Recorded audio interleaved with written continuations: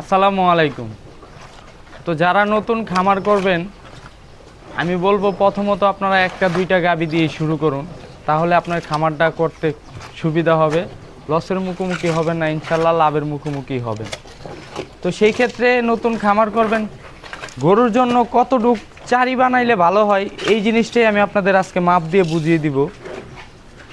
যেমন ধরুন আমার এই গাবিটার চারি আছে 4 ফিট, আর পানি খাওয়ার জন্য আমার যেহেতু জায়গা আছে আমি বড় করে করছি। আপনারা যদি জায়গা সংকট থাকে সেই ক্ষেত্রে আপনারা পানি খাওয়ার জন্য করবেন 2 ফিট চারি, তাহলে 4 আর হইল 2, আপনার কিন্তু 6 ফিট চারি হলেই আপনি একটা গরু পালতে পারতেছেন।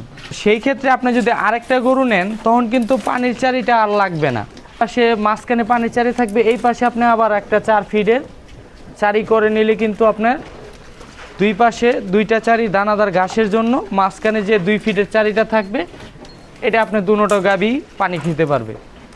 তাহলে আপনার দুইটা গরু আপনার কিন্তু 4 2 6 আর হলো 4 10 ফিট জায়গার ভিতরে আপনি দুইটা গরু পালতে পারবেন অনায়াসে। তো এবার আসুন আমি আপনাদের দেখাবো লম্বায় কতটুক রাখবেন। তো আমি যদি এদিকটা আপনাদের দেখাই, এই চারিটা যদি আপনি এদিক দিয়ে দেন তাহলে আপনার এদিকে আছে 3 ফিট, মাপটা একটু দেখেন, বাইরের সাইড 3 ফিট। আচ্ছা, এটা হলো 4-এর 3 ফিট গেছে, আর এদিকে চাইলে আপনারা 8 ফিট রাখতে হবে। এখন যদি আপনার জায়গা বেশি থাকে আপনি সেই ক্ষেত্রে 10 ফিট 10.5 ফিট রাখুন, এতে আরও সুবিধা।